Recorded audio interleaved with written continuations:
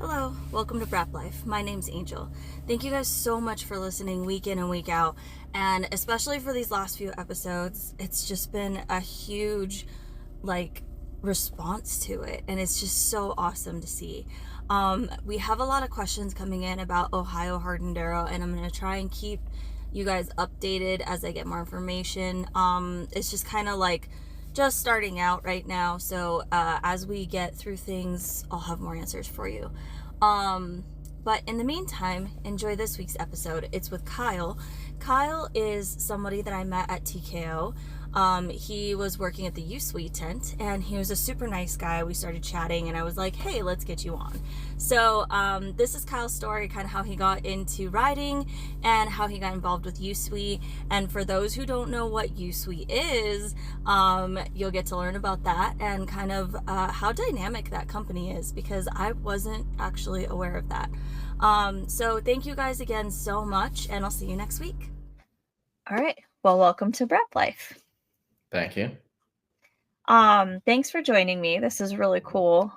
So we got to meet at TKO when I was dying after my hot lab.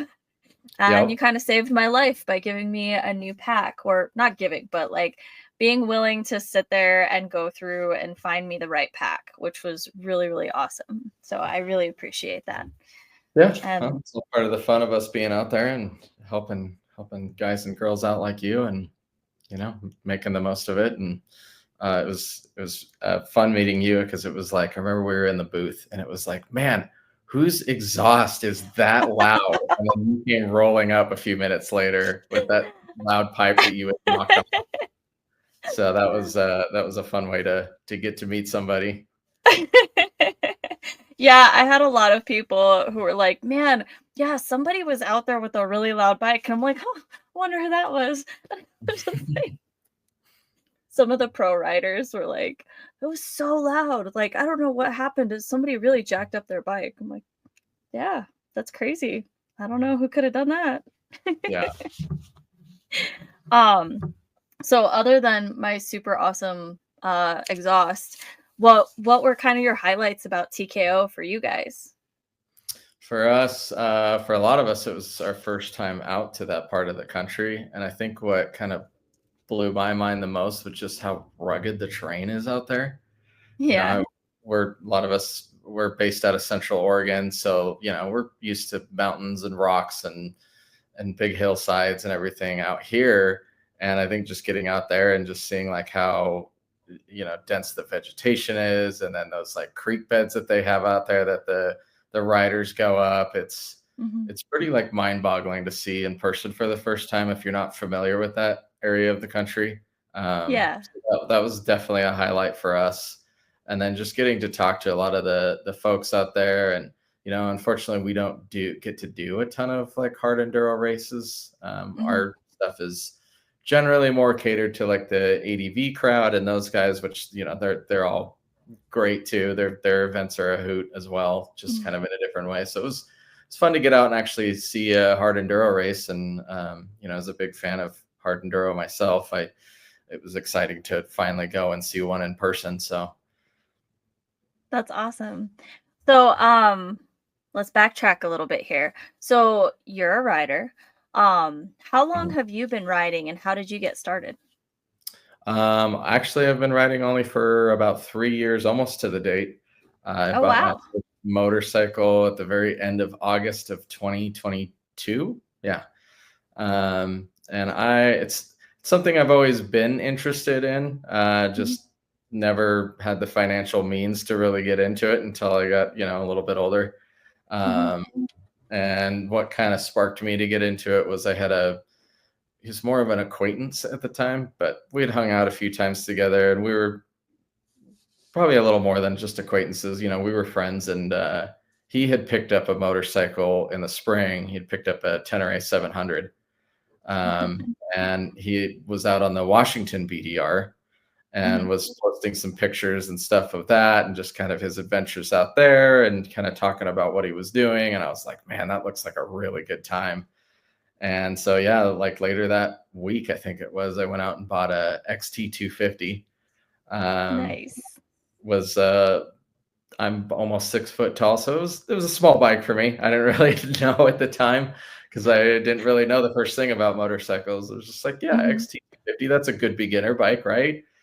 Rode that for about a month, and then my wife wanted to get into motorcycles, so I gave that to her because it's more of a her size bike, and then got another bike, and yeah, the rest was kind of history after that, and been hooked ever since. And now I've got like 4 bikes in the garage, and it's yeah, it's been a fun 3 years, and been really fun so far, and looking forward to the next places that it takes me.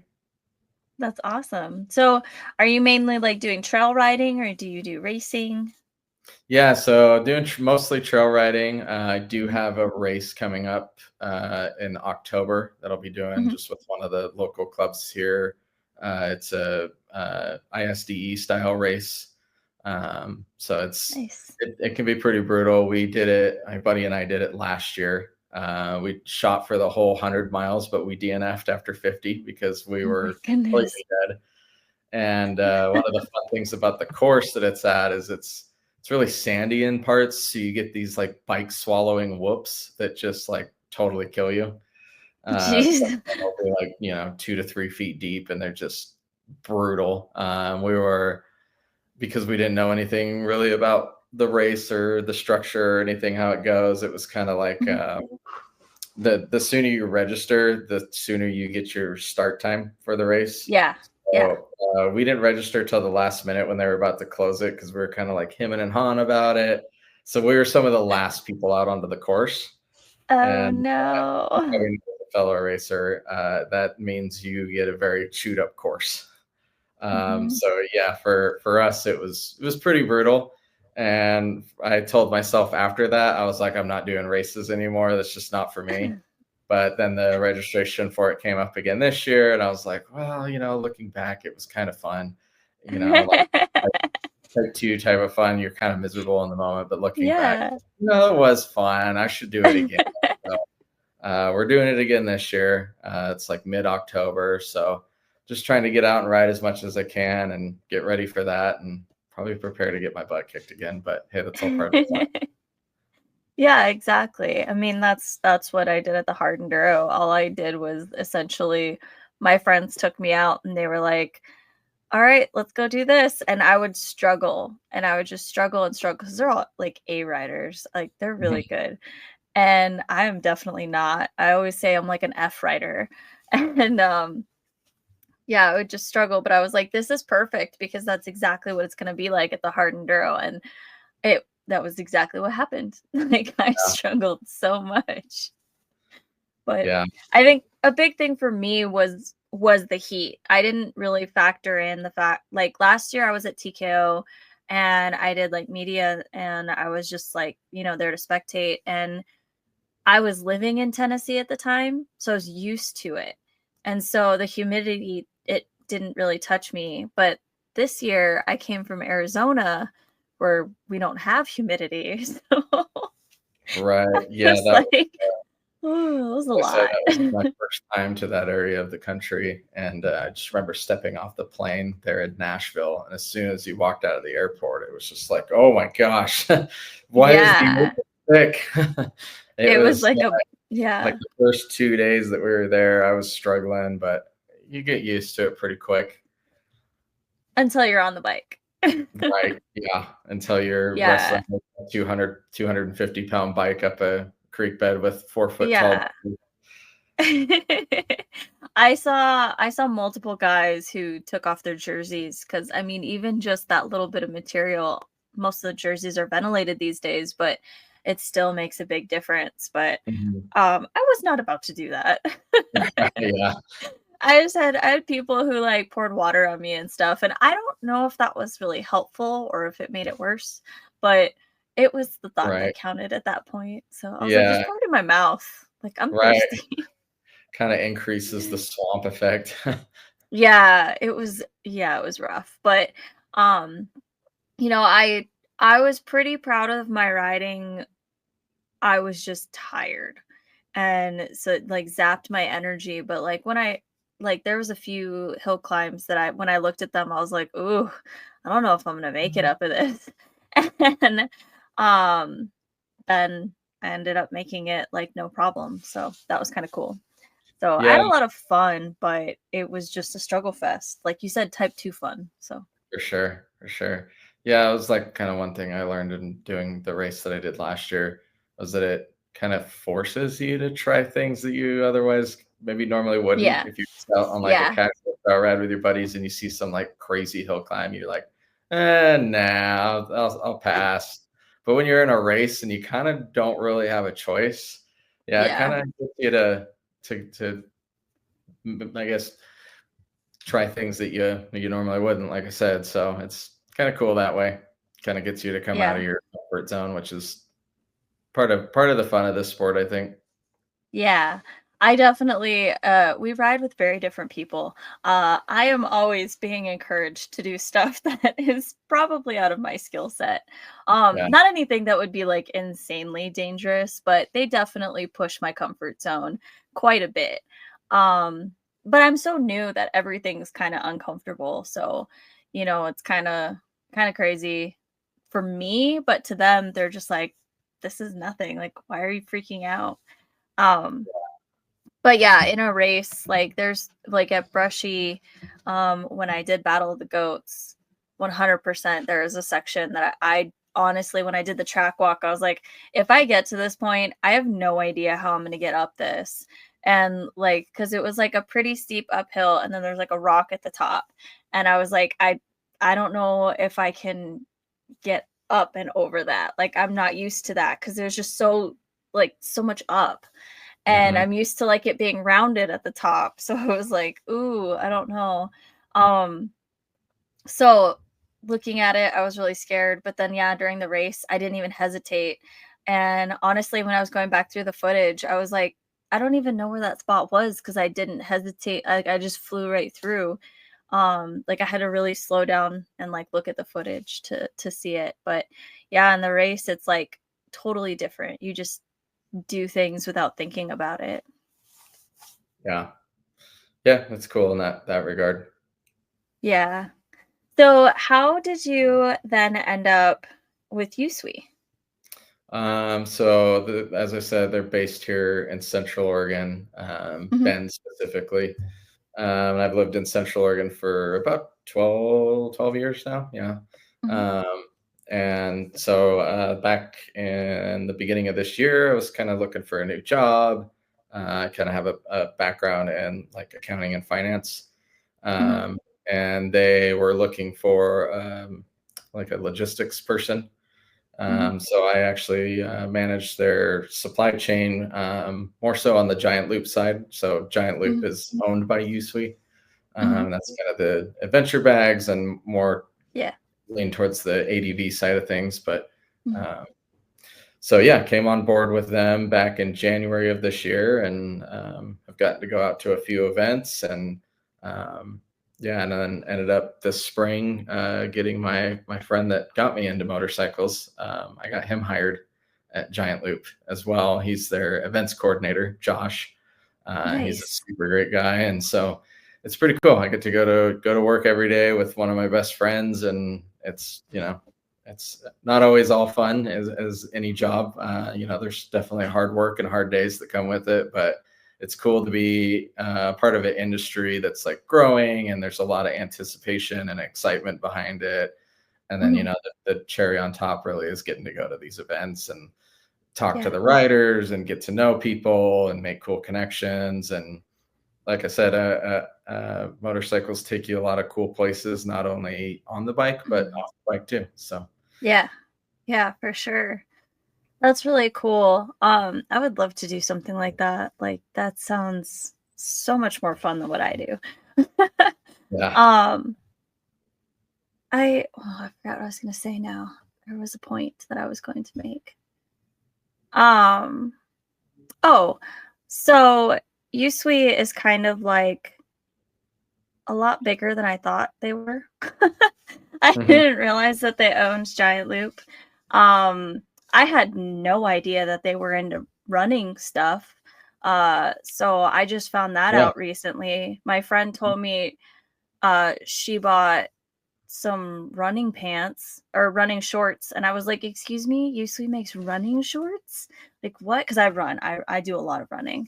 Yeah. I'm training for an ultra marathon next year, and so I was like, "Oh my god, I could get more USWE stuff." So I just found out, so I'm all excited now.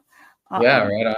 Yeah, running's kind of a new scene that we're working our way into, which is another kind of industry that's up and coming, I think, and is yeah. gaining some steam. And there's not a ton of specific companies that are in that space yet. So I Hmm. think Yeah. it's an exciting new space for us to get into, and other companies. And so yeah, we'll just kind of see where it takes us. And but yeah, so we're into that. We're into cycling as well. Yeah. Road cycling, gravel. We're big in the gravel scene. Mountain biking. We've got a new line of packs coming out soon, called the VSTs, which are kind of going to be more of like a do-it-all pack. Okay. So we have like our moto specific packs, our mountain bike packs, our running packs, Hmm. but we're kind of working on a new line that'll kind of do everything. So that'll be Okay. exciting when more of that comes out. But yeah, I think USWE is definitely moving into a lot of new exciting spaces, and kind of getting our name out there more. And we've Yeah. been part of the hard enduro stuff for a while now. I think this was our Hmm. fourth or fifth TKO out there. It was, like I said, obviously my first, but I know USWE's been out there for 4 or 5 years now. Hmm. You can tell because it's cool going to that event, because as you walk around, everybody's wearing a USWE pack. It was kind of cool. Hmm. And Yeah. everybody knows who you are. We're like a lot of other events we go to. For a lot of people, it's the first time that they're seeing us. And Hmm. they're like, "Oh, USWE," or they don't. The fun one is when they don't know how to pronounce our brand name. So variations on it, USWE, USWE, heard all kinds of stuff. So it's kind of fun to hear people's initial thoughts on it, and the Yeah. pronunciation, which it can be kind of confusing. So I get it, but yeah, it's always fun It's to hear that. it's fun to have a brand that no one knows how to say the name because like I was talking to somebody about there's a motorcycle brand and they're called Riehu and no one knows how to say it. Everybody says it differently. So like Raiju, Reiju, and I was like, that's it's Spanish. So I finally asked one of the writers, I was like, what's the right way to say it? And they told me, and I was like, oh, okay, so I was right. Cool. Yeah, yeah. But There's a few out there like that. yeah, I mean, I think that's kind of good marketing wise because then you get people who get into these conversations. I got into this conversation with four friends who two of them didn't know the brand for the bike and they were like, what are you even talking about? So they were like googling it and trying to like go on Reddit and see what people said about like how to pronounce it. And I was like, that's it's kind of genius marketing for I don't know that they did that on purpose, but you know, it works. Yeah, yeah, for sure. It's definitely, like I said, from my side of the fence, it's always fun to hear the different pronunciations of it. So some of them give us Yeah. a good chuckle. I love that.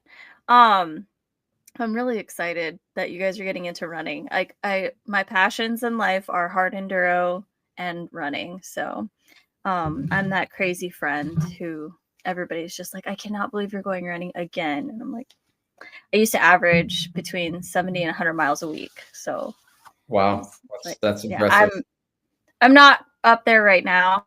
I'm just coming back from a toe injury, so I'm at like 10 to 20 miles a week right now. Well, that's But 10 to 20 more than me. I love it though. And I live in the middle of the desert and I go out and I run and I just find myself a new trail and then later or the next day I'll go ride that same trail on my dirt bike. So, cuz Awesome. it's all legal here. So, it's just BLM land Yeah. and you just kind of go wherever. So, yeah, Yeah. it's really fun. Yeah, that's one thing I wish we had more of here. So a lot of our trails here are like single use Oh yeah. purpose Hmm. trails. So you have like the mountain bikers, they get their own trails. They have a lot of uh, foot traffic only trails, like in the wilderness areas around here. And then we do have like our OHV areas here in Central Oregon, which are all great. Um, and then we also do have kind of out in some of the BLM and even some of the national forest land around here. We've got kind of more rogue Hmm. trail moto trails that have been around for a long time that you kind of just have to go out and find yourself, and nobody really wants to tell you about them. They'll tell you like Yeah. a general area, but you got to go in and put the legwork in yourself, which I think is good because Hmm. anything that gets too overran, it usually starts going downhill or worse, gets shut down. So Yeah. Yeah. that's a growing problem pretty much everywhere is areas getting shut down just due to land misuse, and it's Hmm. it's a bummer for people like us when our public lands get shut down to those uses because that's what we all enjoy, and it's a big reason why I live where I do, and I'm sure the same Hmm. for you. There's just abundance of that all around. So Yeah. Yeah, it's really great out here in that respect. Like, there's so many places that you can go and just ride. I mean, like, I've been riding a lot in California, and it's a little bit more, there are areas that are more restrictive in California versus like here in Arizona is a little bit more open, at least where I'm at. mhm. Um, but compared to the East Coast, I mean, it's pretty much free range out here comparatively. So, Right. East Coast, you have to be in a private park or, like a Mhm. designated area. And even then, they kind of freak out on you if you take, you go off the trail at all. I had somebody yell at me one time. They're like, "Why are you off the trail? It's people like you who mess things up for the rest of us." And I was like, "I fell. Like, I fell off the trail. Yeah, I'm not trying to be here." I would like yeah, to not yeah. be in the bushes getting poison ivy. Right. Yeah, I totally want to be out here rolling around in the poison ivy. Great time. Yeah.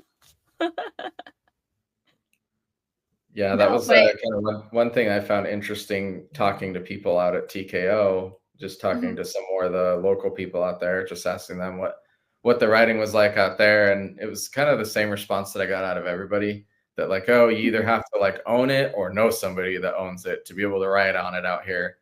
And when I tell them where we were from, they were like, "Oh man, you mhm. guys are so lucky out west. You have all this open public land, and we just don't have any of that out here." And so yeah, Yeah, it's unfortunate, and hopefully the West can stay that way because it's pretty nice to just kind of be able to yeah, go almost anywhere out here and be able to find good riding and not mhm, feel like you're gonna get in some sort of legal trouble or yelled at or something.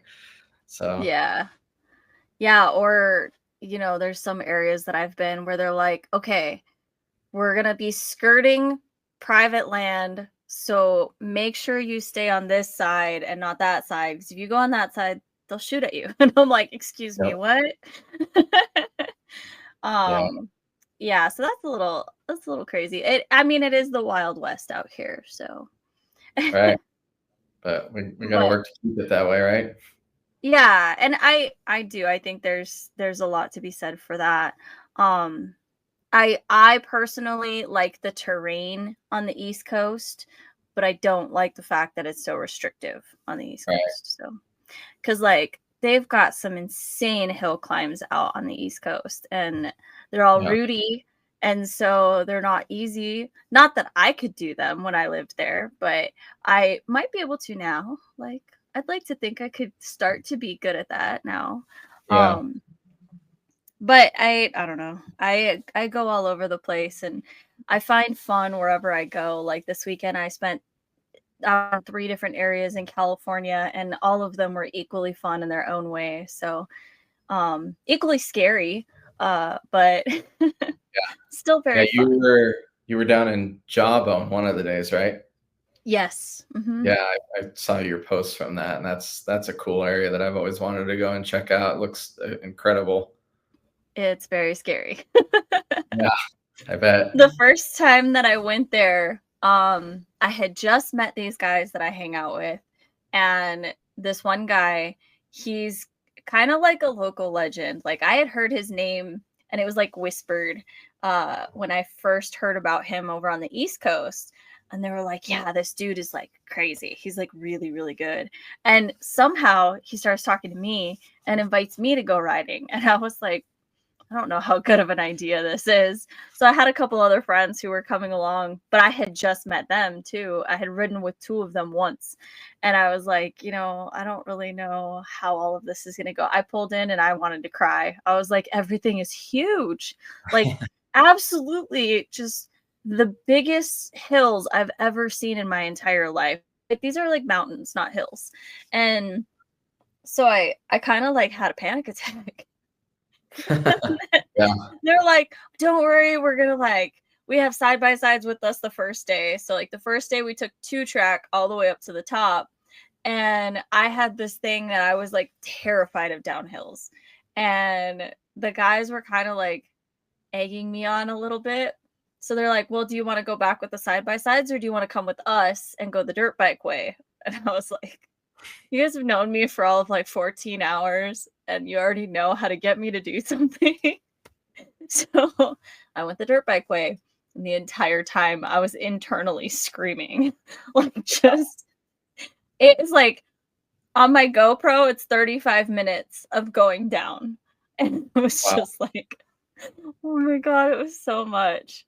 To Yeah, be there's fair, something about going downhill on a dirt bike when you're going down steeps. It's just like unsettling. I don't know. I spent a lot of time before I got into dirt bikes and whatnot.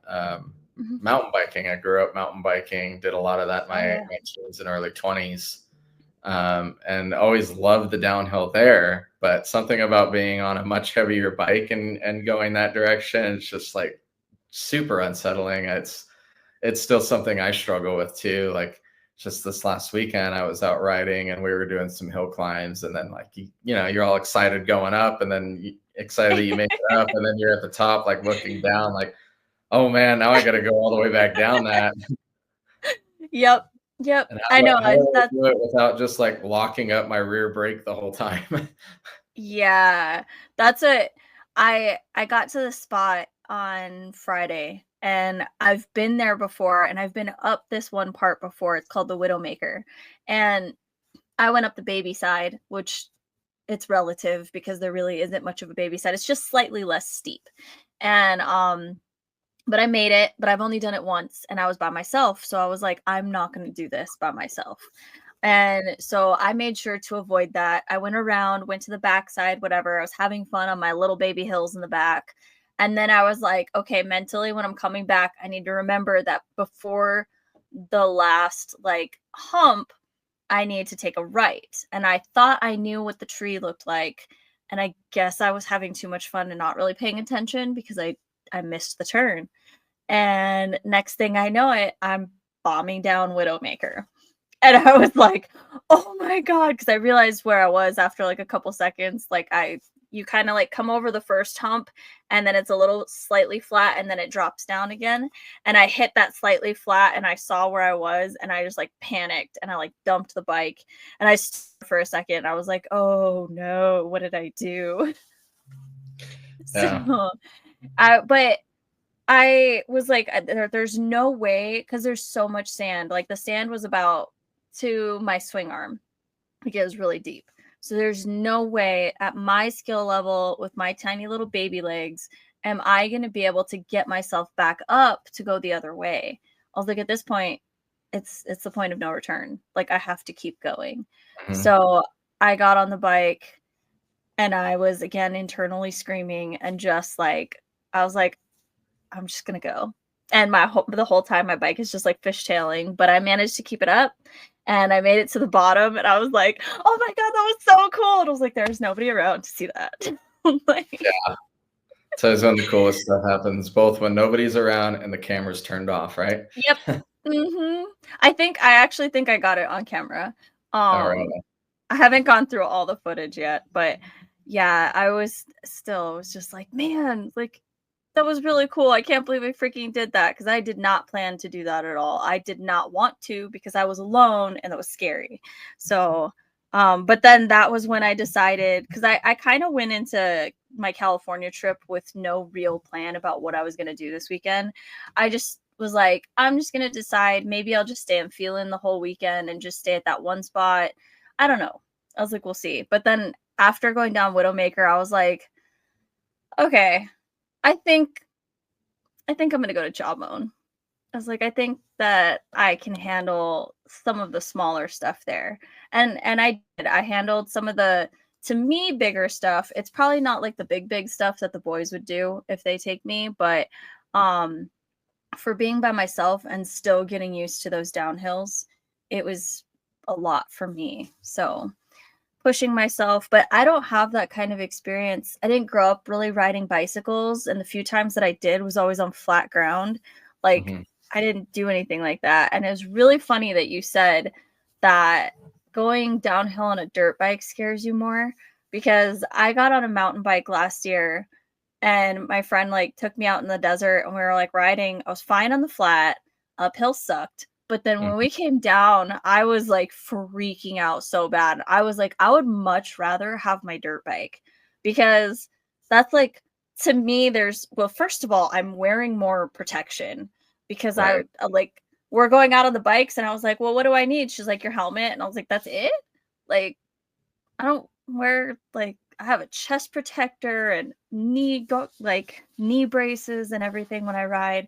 So she's like, no, yeah, it's just, just mountain biking. I was like, I had never been. So yeah, just no. I fell and I jacked up my knee. Like, Yeah, it happens.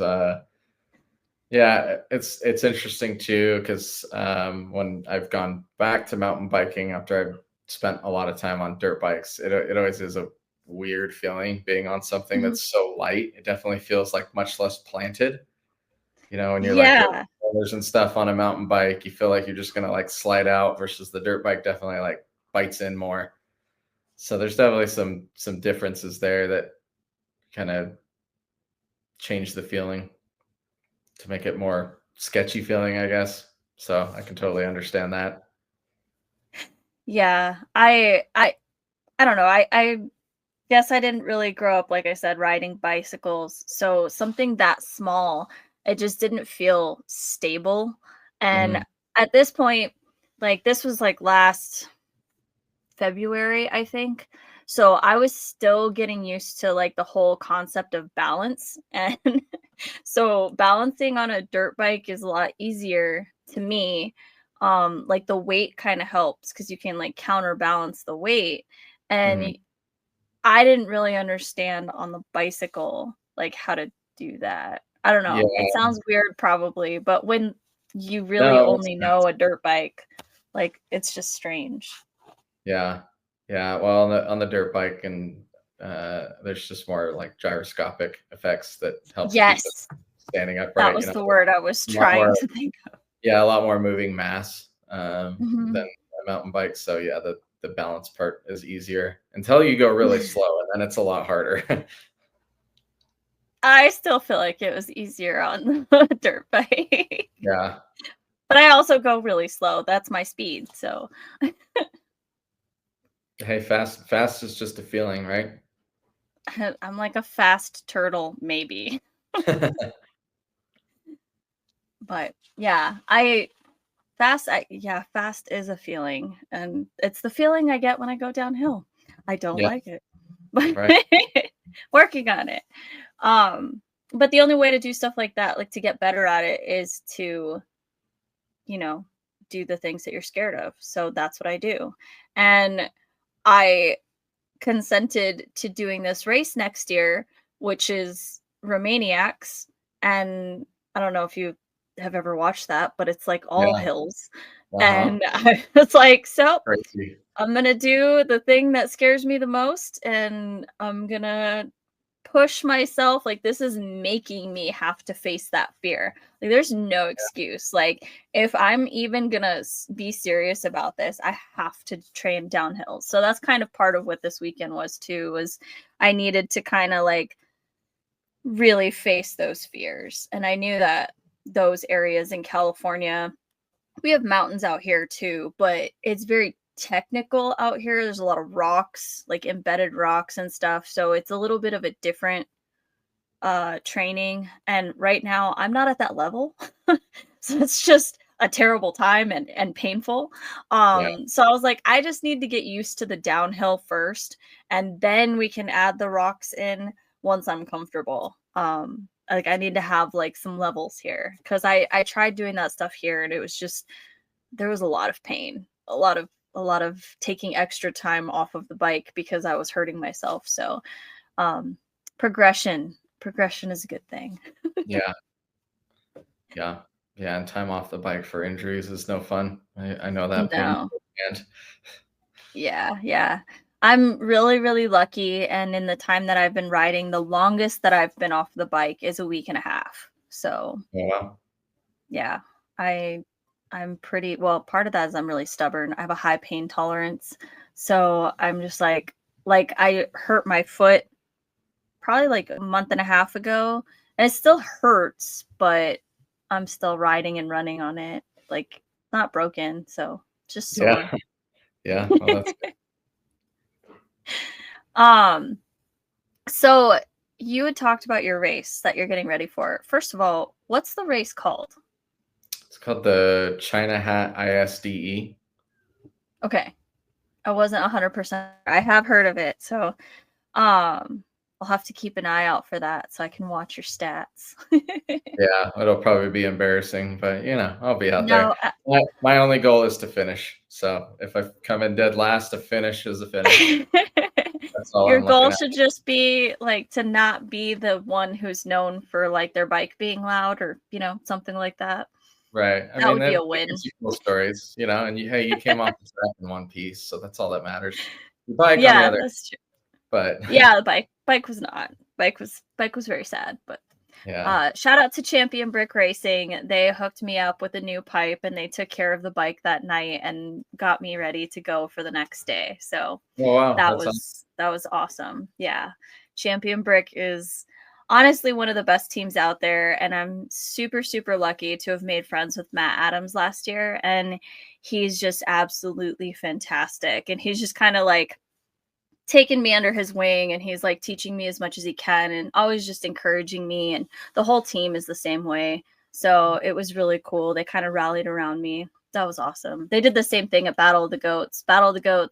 One of their riders was making fun of me. Like, he's like, you have like the full factory setup for your first ride. And because like I got there, and like the guy who's pretty much their mechanic like took my bike and like started fixing stuff on it. He fixed my rear tire setup. He's like, this isn't going to work out here, and they like really just got it dialed in for me, so I had the best chance that I could. So it was really awesome. So Yeah, huge shout that's out to them. yeah. Yeah, that's one of my favorite things about this community is just like everybody's always willing to help each other. And Yeah. I feel like no matter where you go with these types of events and this community of people, there's always going to be people that got your back, and nine Yeah. times out of 10, they're going to be total strangers. Yeah. So, Yep. and Everybody's just out there, like, just supportive. It's yeah, everybody kind of understands the struggle, I think. yeah, for Either sure. either you are a rider, you have a rider who's going through that, and you're there supporting them. But the East Coast races are what I've seen the most of this at. But like, riders' parents will be helping like their kid's competitor essentially, Yeah, and like I've seen that happen. I think that that's really cool. So, or riders helping each other out on course, because that's yeah. happened a lot too. Yeah, my when I got home from TKO, my wife was asking me some questions about it and just, how the Mhm, event was and everything. She's like, "Do these guys?" We were watching like a highlight reel from TKO like a few days mhm, later, and she was watching like a couple of the pro riders. I can't remember who it was, but and they were kind of like battling it out, going across like a creek bed, and they were like constantly getting in each other's way, and not on purpose or anything, just and they're like trying to work to get around each other, and mhm. that's the way that these things go. And she's like, do these guys ever like get in fist fights or go to blows? And I was like, no, actually, like they're all like pretty good buddies with each other, and like they Yeah. they sometimes will help each other out. And like I feel like Mhm. in in this industry and sport. There's a lot of good sportsmanship, and just everybody's looking Mhm. out for each other out there. And at the end of the day, I think everybody realizes that we're all just out there to have fun. Yeah. Yeah. I think it's really cool. I have heard of a couple fights, but not at the top level. Like Yeah. those guys are not fighting each other. Um, they're all so focused. Right. But yeah, they do help each other occasionally, and I think that that's the coolest thing. When I first found hard enduro, it was probably about 11 years ago now, and that was one of the first things that I noticed was that these guys are out there helping each other. I was like, I thought this was a race. Now, to be fair, this was the first dirt bike racing I had ever seen, so like, it wasn't like I didn't have a standard or anything to compare it to, but I just like I thought racing was pretty cutthroat. That's kind of what it is, car racing and stuff like that. Um so seeing them help each other was pretty cool, but then I kind of started to get into other disciplines like supercross, motocross, and seeing that. And I could not imagine and those guys helping each other. Now, what I have seen, and I will say, because this has been a huge topic that I've seen a lot on the internet, where people say that and all these motocross guys come out and they're like up in arms and they're just angry and they're like, you've never been to a real motocross event. And I'm like, actually, yes, I have. Um, I've seen people fist fight, like you said, Hmm. but I've also seen on the flip side where like the kids go out and like the kid's bike doesn't start and like all the dads come over to help out so the kid can actually get out and race. Right. So it's not all bad. I will say that. But Right. um definitely like the pros in motocross aren't helping each other. Right. Yeah, I feel like it's a bit more like classic competitive there. Yeah, yeah. And I think one of the coolest things about hard enduro too is that those guys train together outside of the Mhm. races. So you like you said, they are buddies. And the I think hard enduro burrows has really done a great job in highlighting all of that. Not only the terrain that those guys ride in, but just like who they are Yeah. outside of racing and just being guys because they're all young guys, they're just being goofy and just having fun, like you said. And I think that that's really important for people to see because it is fun. It's a different kind of fun, but it is fun. Yeah, for sure. So, how did you get involved with like the hard enduro side of everything? It was just one of the events that we've always gone through. So that's how I ended up at TKO through Mhm, USWE. But me personally, just kind of as I was getting into writing, it was always mhm. something that piqued my interest. Just watching these guys like battle their bikes up the craziest hillside or creek bed or whatever Mhm. they're doing that day. And like, I mean, sometimes my wife and I will just like sit down at night and watch like a highlight reel from a hard enduro. Like we both find it super entertaining, and we Yeah, both like to watch it, and like it's just a good time to watch. And so yeah, it's just, I don't know, for me it's fun to watch and entertaining. I get more out of it than say like football or basketball or anything like that. So mhm. Yeah, that's awesome. I love that. And have you considered racing a hard enduro? I think I would need to sharpen my skills up more. I actually just picked up my first real dirt bike this Yeah, spring. yeah. Before that, I was always on dual sports and kind of doing more of the adventure riding Mhm. uh, stuff, and then started getting more into the more technical, difficult riding and wanting to do more single track and things like that. So picked up a 250 EXCF this spring. Been riding Nice. that all summer and definitely pushing myself to do more and more. And um, at some point, would love to go and get like some formal training, Yeah. take a course or something. So probably be something that I look to do maybe next year. Find some course to go take and get some skills, and then eventually, yeah, I would love to do like a hard enduro. That's awesome. What hard enduro do you think you would do? I don't know. TKO seemed really cool. I like that it's shorter than a lot of the other ones. But the thing with TKO is that I feel like it's probably a bit more intense, and that's why it's shorter um, over the others. So there's trade-offs. Um, Hmm. but yeah, I mean, I'm still kind of getting into it myself and just finding out all the different events out there. And Hmm. there's all kinds of like local stuff too, and all kinds of small clubs that put on hard enduros, and so kind of maybe going that way. Yeah. Yeah.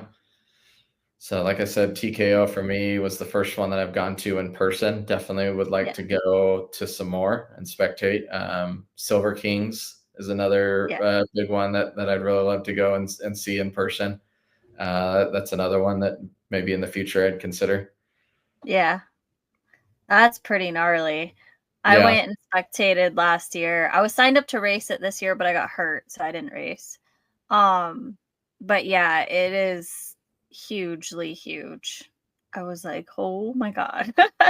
I didn't yeah, know anything about Idaho, to be fair, and so it was like my first time in that part of the country, and I was like completely blown away by it. yeah. That's big mountain country out there, and yeah, they Mhm. race all the way up and down those mountains out there, and Yeah. yeah, it's pretty gnarly. So you gotta I feel like you got to be a pretty damn good writer to compete in that. So Yeah. Yeah. It was scary to watch. So, but I signed up for it because my friend, she was like, "Sign up with me," and I was like, "Okay." Um, and it's not that hard to convince me to sign up for a race. I will usually do it if egged on enough. Um, but I just like I know I'm not gonna win, but I have fun with it. And for me personally, like a lot of people think it's a waste of time and money. But for me, it's a really great way to like just be part of the community. But like it's one of the safest ways that you can experience new terrain yeah, because there's medical on site and there's a sweep who's gonna come find you if you get lost. totally. Yeah, So the sweeps end up my friends usually. yeah, yeah. There is like I remember doing the enduro race last year. Mhm. There was like definitely a sense of that, yeah, like safety net almost. Because yeah, you're like, all Mhm. right, medical staff on site. They've got multiple checkpoints throughout the course. They've got Yeah. multiple extraction points if you really screw yourself up. Yeah. Yeah, there's the sweep. So like, it's not like you're just gonna get left out there in the dark with a broken leg or you know. So Yeah. yeah, Yeah. it is nice that way, just knowing that you do have that as an ultimate backup. But Mhm. and like even in the race that I did last year, there were a couple points that were tricky for Yeah. me to get through, and like people would help me, like other fellow racers. There was like one really big like hill climb, just super steep, that I remember getting up to it, thinking, "There's no way I'm going to make it up this." And I was racing it on a DRZ too. I Oh, don't know if I mentioned. jeez. So that's a 330-pound bike. It's a big, heavy bike. It's a dual sport bike. It's not necessarily designed for that. You can do Yeah. it, but it's gonna suck the energy right out of you, and it did. Yeah. And then this was like towards the end of of the first lap, because it's like a 2-lap race, 250-mile laps. Mhm. Uh, and just this massive hill climb, and there was like big rocks on it too that you had to get up and over, and I was like, well, there's no way I'm going to make this. So I don't really have a choice because it's like a one-way trail. It's not like I can just turn around. So I Yeah. just full throttle it right up, shoot my bike way up in the air, I remember, and it Oh landed my like gosh. upside down. I was having a hell of a time picking it up, and there's like people down at the bottom waiting for me to get the hell out of the way, and like I'm freaking out because I'm holding all these people up, and like I can't get my bike up. On top of it, I'm just like absolutely exhausted. Oh And my god. finally, the guy behind me comes and helps, and he was super nice about it. We got the bike up and got going again, and good grief, after that I was just like exhausted. I remember I got to one of the checkpoints, and Mhm. had to go through like this zigzag maze thing to get through it, and it was like super sandy, and I must have dropped my bike in that maze like 4 times, and Oh eventually no. oh, well, the transponder's on your helmet, so you can just walk through the gate and then come back and get your bike. So that's what I did. I walked through the gate to be able to make my time for that segment, and then had to go Oh, back, pick yeah. the bike up, and oh man, I remember at that checkpoint there was like one more checkpoint to go for that lap, Mhm. but I was like, man, I'm so like gassed. I don't know if I can even do the next segment. And I almost like bailed out at that point, but I was like, no, I at least want to finish one lap. So that way I Yeah. call it like a total failure. And, I say that didn't even make one lap, but yeah, I've like Yeah. made it in. I have a picture of myself and my friend that did the race with me, of us just like laying on the ground at the finish line of the first time. We were just so beat. And that So was just a regular enduro? yeah, yeah. So they're the ISDE format, so it's Oh, yeah, it's yeah. more about miles. I mean, it's difficult terrain, but I'd say it's more like at the pace of like a challenging trail ride. It's definitely not Yeah. like enduro. Yeah, yeah. So, but No, yeah, but it's a good time I'm when really it does. interested to see how you do this year, because like, that was my thing about this weekend is, like, able to go through something that you've been through already and seeing that progression, like, it is a really good feeling. Yeah.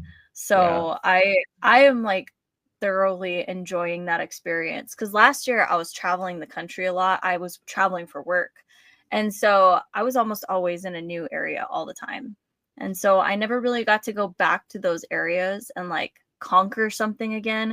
Mhm. Most trails I've ridden one time and then I moved to a new place. Right. So, like, that kinda sucked. So, I know that, like, Jawbone, for example, I went in February and I think in March was the last time I was there, and, I know how much I struggled, and so being able to go back and go on a couple of those same trails, there's one that I didn't get to go on that I really wanted to, but next time.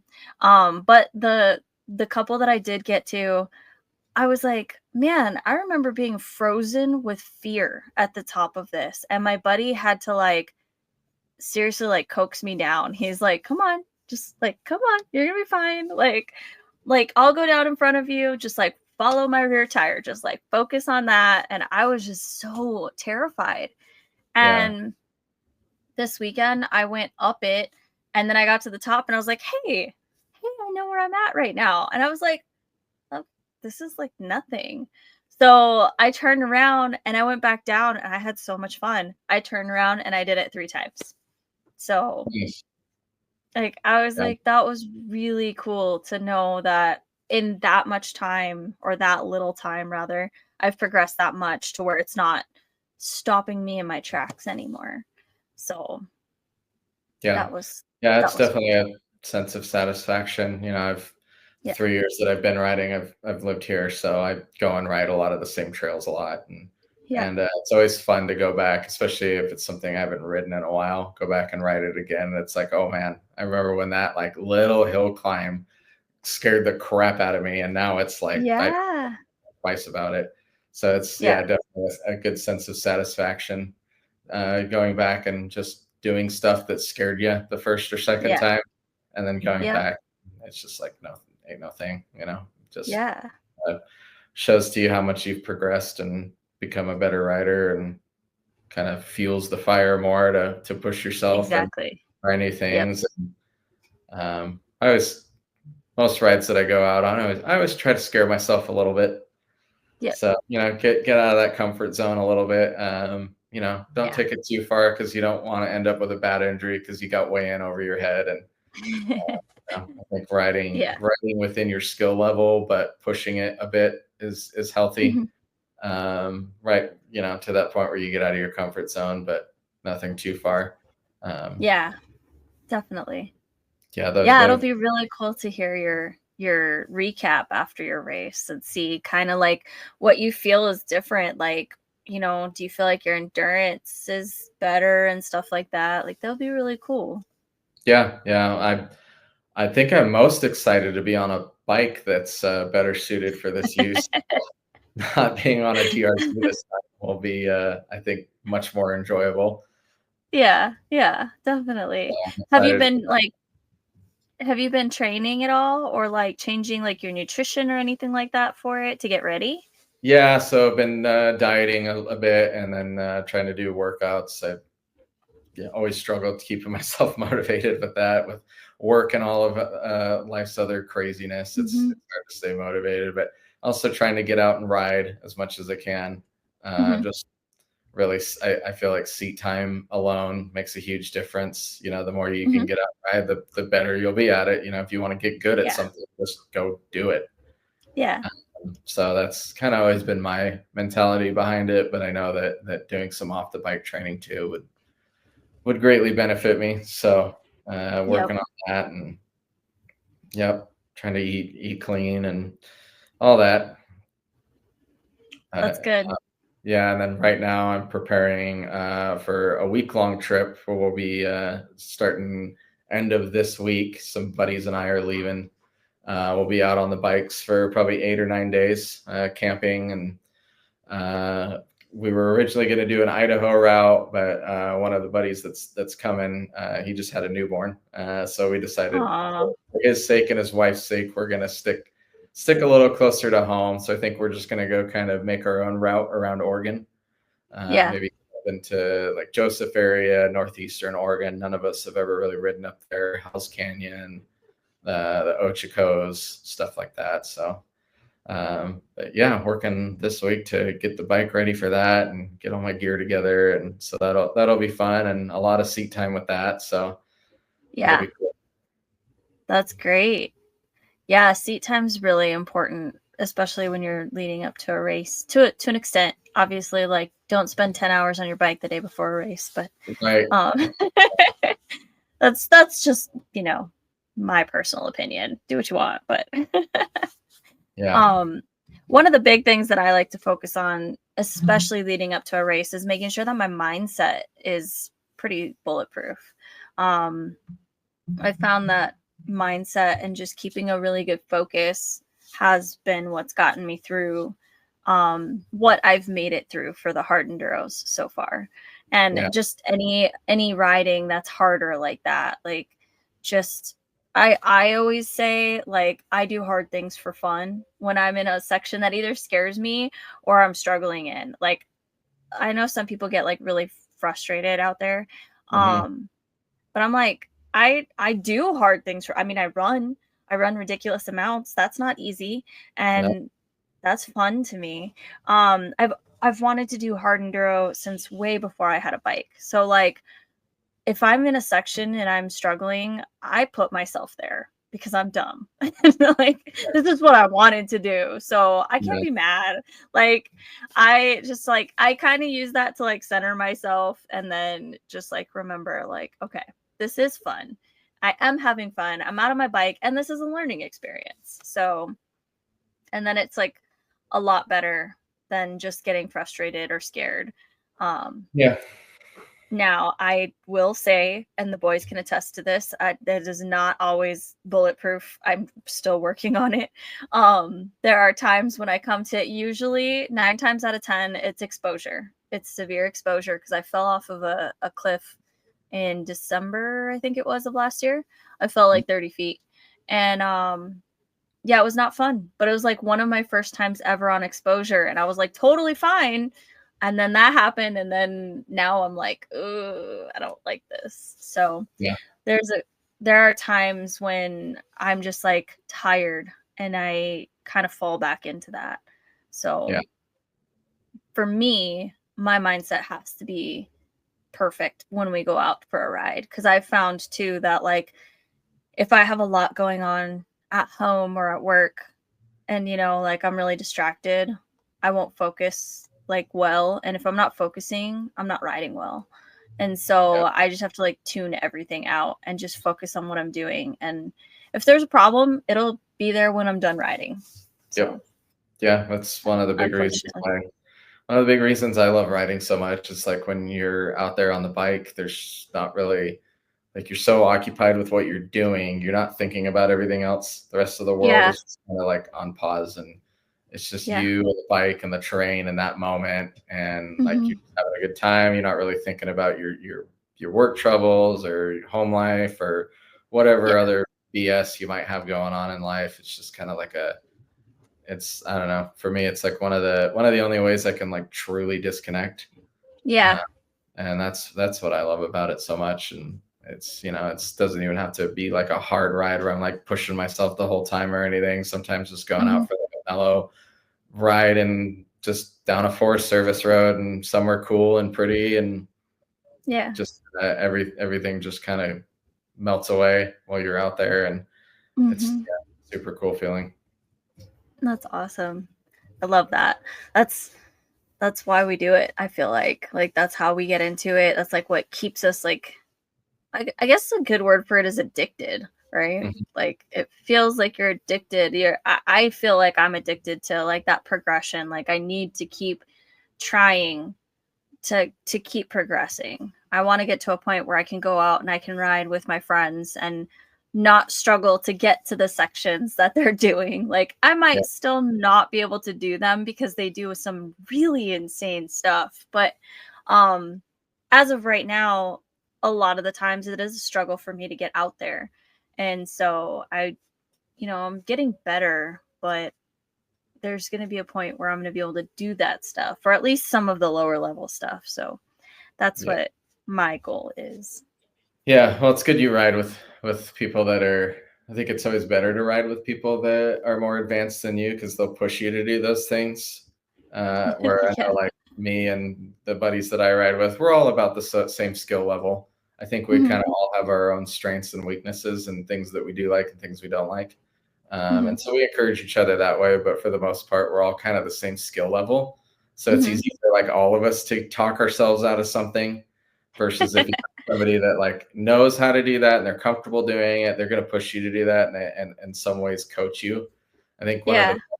one of the best rides I've ever been on was a trail ride with a good friend of mine, and then he had some other friends that also ride, and they're much better riders.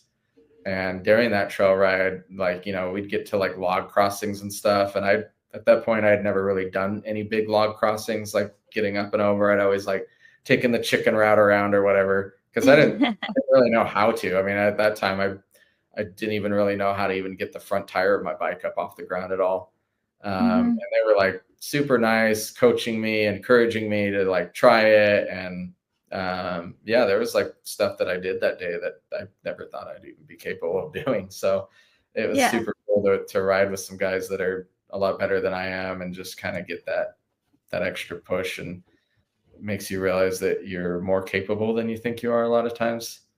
And a lot of this stuff too on when you're writing, it looks scarier than it actually is. Like Yeah. sometimes you see stuff and you'll be like, oh man, there's no way I can do that. And then you give it a shot and you're like, Mm-hmm. oh, that actually wasn't that bad. Yeah. Yeah. The visual intimidation is real. Oh And yeah. I don't have, like I said, I didn't grow up riding bikes or anything like that. So I don't really have time on trail.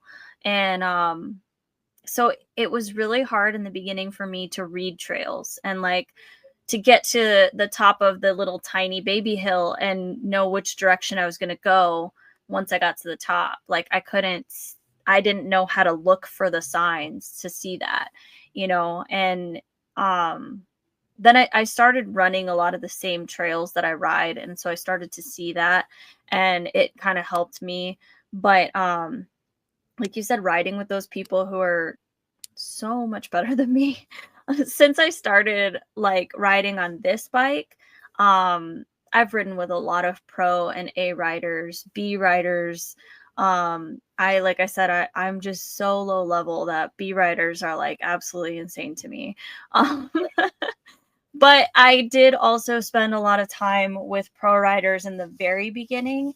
And so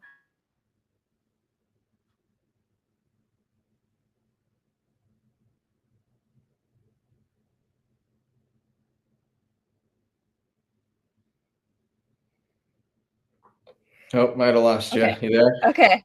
Yeah, sorry.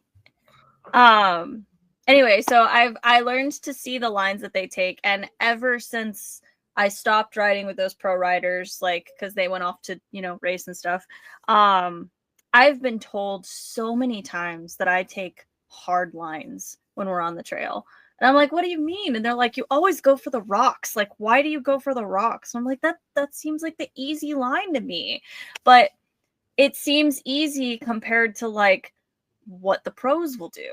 So to me, it's the baby line, but it's really actually not. And like maybe the baby line is actually a little bit more to the right, but I don't see that. I Yeah. just see like, I don't know. It's really hard to explain it without a visual, but like I I don't know. I guess part of that too though is like my fear of exposure cuz like on 2 track if there's rocks towards the inside and smooth towards the outside but the outside is closer to the edge, I'm 100% of the time going to take the inside. I Yeah. will stay away from the edge if I can. Yeah, one of the guys I ride with a lot, he's also has a fear of heights. It's almost comical sometimes, and I'll tease him while we're riding about it. Yeah. And yeah, he's the same way. He'd take the inside line even if it's harder, if it means he's not close Yeah, to the edge. So exactly. Like I don't understand why more people don't do that. Like I don't know like what's wired differently in my brain to make me do that. But like I said, part of that too is that I also see it as not such a hard line because I know that like my buddy would be not on the trail, he would be side hilling right next to the trail. mm, So I'm like I can't do that, but I can do this. So like that's my compromise in my head, I guess. I don't know. But it's just riding is just so funny. It's yeah. hilarious to me to just go out and ride with like different groups of people and that's been another thing is that like we were talking about progression earlier. Mhm. I haven't had the opportunity to ride with the same people very often until recently. And it's like it's kind of cool to go back out and ride with these people and have them be like, "Hey, I noticed your hill climbs are getting better," or something like that, and be like, "Oh, hey, that's awesome." Like I can see it kind of, but then sometimes I'm like, "Well, maybe I just got lucky or, maybe it actually isn't better and I just think it is." So when you kind of hear it from your buddies, it makes it a little bit different. Like external validation, you don't need it, but it's really nice. Yeah, yeah, for sure. Yeah, and like so much of motorcycling too, and especially in the dirt stuff, it's a lot of it's mental too. Mhm. It's mentally stimulating, mentally challenging, and like Mhm. headspace and all that makes a big difference. And then like if you have like some sort of traumatic experience, like you with falling off the cliff, it can Mhm. definitely like kind of rattle you for a while and take a while for you to get over those things. Yeah. Like I can kind of relate to that because when I first started, the first summer that I was riding, I Mhm. decided it would be a fantastic idea to try and jump a cattle guard that was like a ramped cattle guard Oh, yeah, yeah, yeah. going 35, 40 miles an hour with a bike with 40 pounds of gear on the back of it. And yeah, went over the bars and broke my ankle. This was 30 miles from the nearest Oh. town or anything out in the middle of the Oh. desert. And then had to ride 30 miles out with a broken leg. And Oh my god. luckily, my wife came to the nearest town and met me at the gas station there. And then we trailered the bike home and went to the hospital and like 13 screws and a plate in my leg later. Yeah. So that was fun. And that was all 2 weeks before my Oh. wedding. Oh, I'm sure she was happy. Yeah, I mean, she was happy that I was safe, but yeah, I wasn't the most stoked that I was now going to be in a cast at our wedding. So, but it all worked out. Yeah. Oh man, that's crazy. Yeah, and Yeah, I the don't longest jump. time out. I mean, even shortly after that accident, I was like, I'd only been riding for about a year at that point, and I was like, man, I don't know if motorcycles are for me. Like, I, I I went through like a phase where I was like, yeah, I think I'm just gonna sell it and be done and just go back to mountain biking. And I was mountain biking, I never got injured like that. It was always just like, scraped knee, scraped elbow, whatever. Yeah. The stakes are definitely much higher with dirt bikes and whatnot. So yeah. And then for the longest time too, even still now, I kind of get like butterflies almost whenever I see those ramped cattle guards, and I take them super Mhm. slow now because Yeah. yeah, that was a wild time, not in a good way. You need to like, I'm not leaving the ground over this thing. Like, Yeah. those things are scary though. Like the very first time I ever saw one was actually just a few months ago. And I kind of like was like, what do I do? Like, I've never seen one that was like up like that. I've seen the flat ones, but Yeah. yeah, it was like I didn't know if I was supposed to go over it or not. And then my friend just comes like flying around me and just like jumped it. And I was like, oh, okay. Yeah. Yeah, and that's where I learned too about riding within your skill level. So, Yeah. Yeah. But yeah, those traumatic experiences, I mean, they really change you and you really have to fight mentally to get over it. It's mhm, been so much, but I've had more good experiences on single track now, and like I mean, I've only been on single track 6, maybe 7 times total, and I think the second time was when I fell. So, mm, yeah, um I and then can I fell, like, my 3rd or 4th time too, and so it was only 10 feet at that point, so, like, at least it was less, but, yeah, yesterday, we were riding and we went through a section that was single track, and I had that PTSD moment because it looked identical. It was the side of the hill, it was the same kind of, like, grassy, like, weedy stuff, and it was the same color. The tree was, like, in the exact same spot on the right-hand side of the trail, and I had that flashback moment and I had to just be like, what's the best that could happen? Like immediately, as soon as I started to have that panic, I said that. And I'm like, yeah, the best thing that could happen right now is that I'm going to make it through this.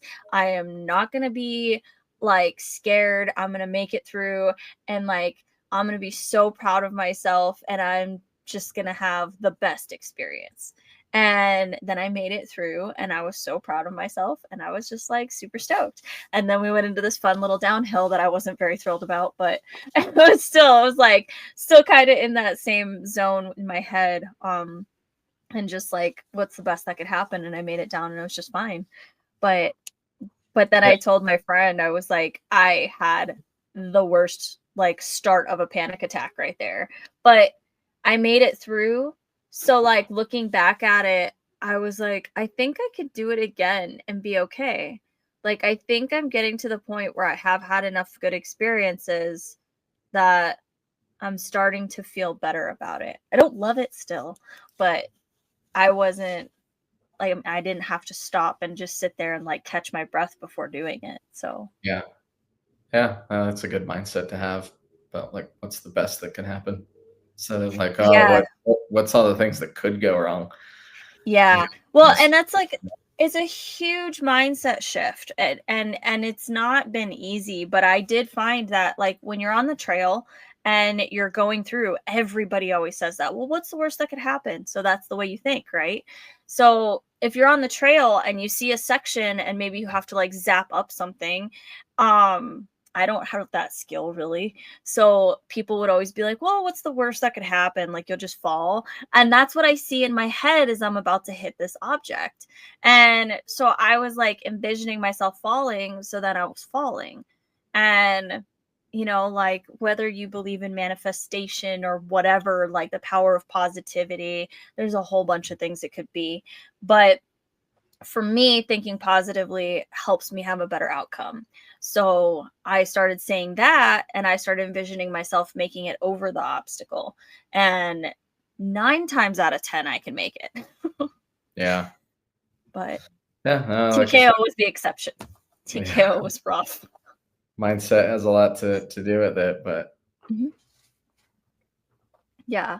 It's really hard to do. When I was never an athlete growing up, I never did anything to like, have to like push myself and really like keep pushing past a certain point and like deal with all of this stuff. So this is all new and most of this has happened in the last 6 to 8 months. So, being 34, 35 years old, that's a huge mindset shift when you've always thought a certain way. yeah, And but dirt bikes make it easy almost because like I had to do it to become a better rider and that's my mm, goal is to just keep improving. But then that has also kind of gone into other parts of my life where I see everything like that now. It's always what's the best that's going to happen, at projects at work or whatever. So I think it's kind of cool because dirt bikes have really like changed my life completely since I started really getting into it. Yeah.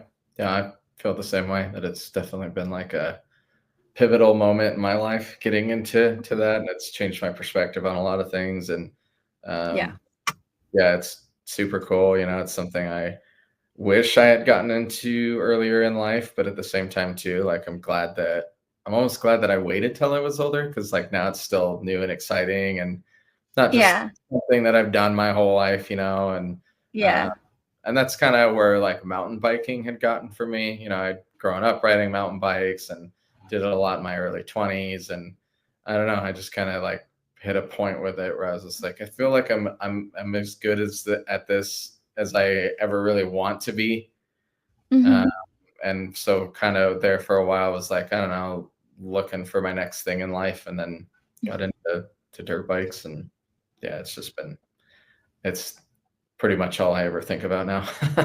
My it's used me a lot about it. All you ever think about is dirt bikes. Yeah, you're not wrong. Like I said, it's an addiction. I mean, we were just talking about that this weekend with my friends. Like it really is. It's like a drug. But I think it's like the best addiction that you can have though. I mean, you're addicted to basically progression and growth, right? Like getting better. And like I said, like and you just said, it bleeds into other areas of your life. So you're just basically leveling up in life, and it's thanks to dirt bikes. But like for me, it's really helped me to like, have the same kind of like-minded people around me, which has helped me elevate my life in so many ways. I have some of my best friends that I've met through dirt bikes.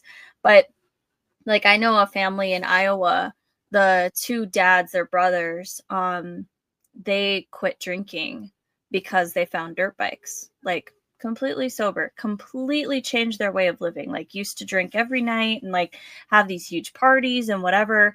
Now they're like this staple in their community, and they like invite local kids to come and ride the track that they've got like an enduro cross set up and whatever, and like they have their kids friends come over, and like they encourage these kids to get on bikes because when you're in a small town in the Midwest, it's what are kids that are like between 12 and 15, what are they going to start getting into, you know what I mean?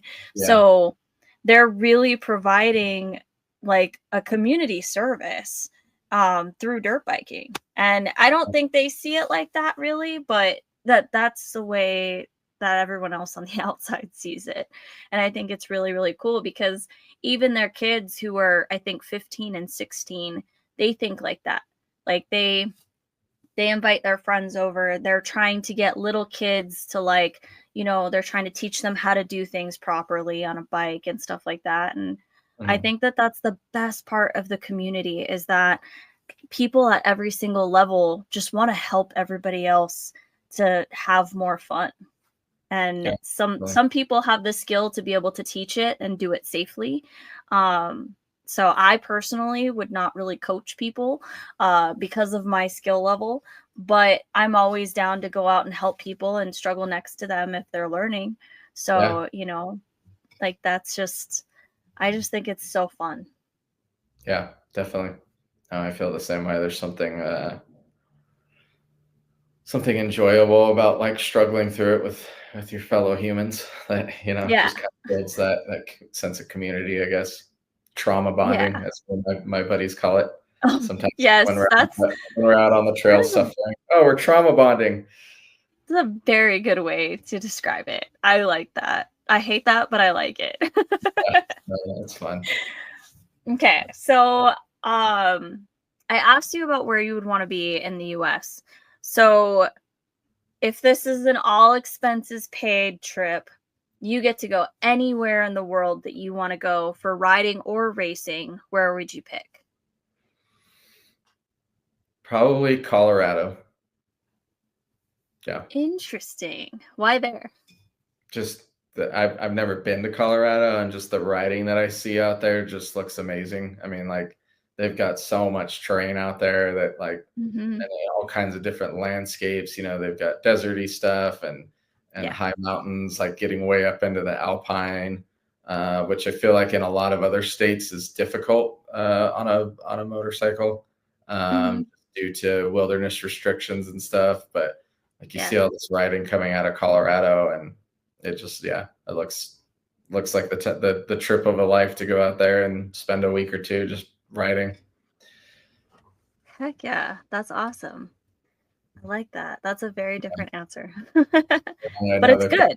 they've got a It's ton good. of single track out there too, and I Mhm. also enjoy the dual sport side of things and more of the adventure riding. I get enjoyment out of that style of riding too. I Yeah. definitely find the single track dirt bikey more challenging stuff more exciting. Yeah. If I had to pick doing one or the other for the rest of my life, I think I'd do the dirt bike stuff. Yeah. But that's fun too, getting out and seeing cool places. And there's just something magical about exploring a place on two wheels that Mhm. just like, even if the riding's not super hard, just being like really cool places and seeing cool things. There's just something about it when you're on a motorcycle versus being in a car. It just makes it that much better. I feel like when you're on a Yeah. bike, you're a part of your surroundings. And then when you're in a car, I feel like you're observing your surroundings. Yeah. That's a really good way of putting it, actually. Yeah.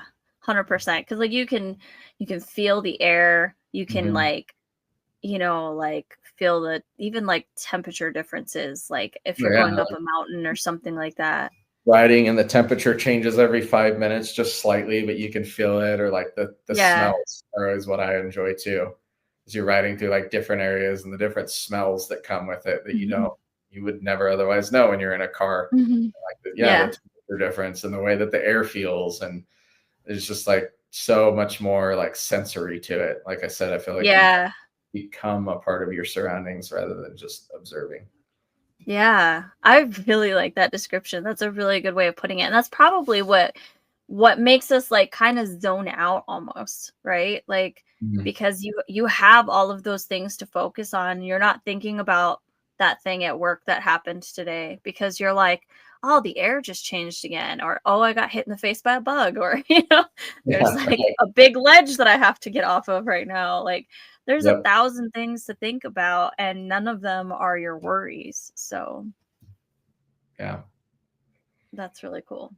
Okay. So if you had to give advice to a brand new rider, somebody brand new on a dirt bike, what is your best advice for them? Start on a small bike. um, Lighter is better to start with. I've had a lot of buddies that have started on like big adventure bikes and struggled, and I've Hmm. watched many people do that. Definitely started on a small bike, and like just finding one thing that you enjoy Okay. about riding, whether it's like going cool places or going out on single track and challenging yourself, and like just focus on that. Like don't worry about what other people want to do or like the type of riding that they want you to do. Like just focus on what makes you happy with it, Yeah. and like you'll fall in love with it. As I always tell anybody that rides along with me, ride your own ride. Mhm. Yeah. Yeah. I Don't like worry that. about other people. Like, don't worry about how fast people in front of you are going or how fast people behind you are going, or that, Hmm. maybe you're the slowest person in the group. Like, they'll wait. And if they Yeah. don't, well, they're probably not people you want to be riding with anyway. So, Oh my God. Yes. I just had this conversation with somebody. That was my experience when I first started riding. And it was just terrible experiences. And I actually didn't want to ride with men anymore because of it. Because I was just like constantly being told I was terrible and I was too slow and whatever. I was like, I have like 4 hours on a bike ever. Um, but then I kind of like decided to give men another chance. I'm really glad I did because now some of my best friends are men. Um, But it is great that so many people in the off-road community have that mentality where they are supportive. And I love that. So I love that you just touched on that. Like, yeah, people are gonna wait for you, and if they're not, don't ride with them because it is not worth it. Yeah. And like it's about fun. So Yeah. I'm really glad you said that. That And was really I feel like there's definitely a social aspect to writing too, when you go out with other people and like fun. you're out there to make friendships and have fun Yeah. together. And if those aren't people that you're driving with and they're not willing to wait for you, or they're telling you like what a bad rider you are, like screw them. Yeah. Like you don't need that. It's not the type of Yeah. people you want to be riding with. I mean, like no matter how good or bad of a rider you might think you are, you should just always go out and have fun no matter what. So if you're not having Yeah. fun at the end of the day with the people that you're spending that time with, then why are you doing it? Yeah, exactly. And then what would be your best advice for somebody who is wanting to race for the first time? Definitely train. Yeah. Know what you're getting yourself into. That race that we did last year, it was at the very beginning of the season. It was like early April. They moved Uh-huh. it to October this year. Okay. But like I hadn't really been out riding much, because over the winter here, like we get real winters here, snow and ice. And I mean, our Central Oregon winters, can really drag on sometimes. There'll be years that you're not Mhm. really riding regularly until May. Yeah. Um, and so with that race being in April, hadn't really ridden a whole lot that season yet, and definitely Yeah. got in over my head and was definitely not in any shape or form in race shape. So yeah, definitely like riding as much as you can beforehand, and Mhm. yeah, training and just like knowing that it's gonna take everything in you and then some. But like as long as you're okay with that, then cool, have fun.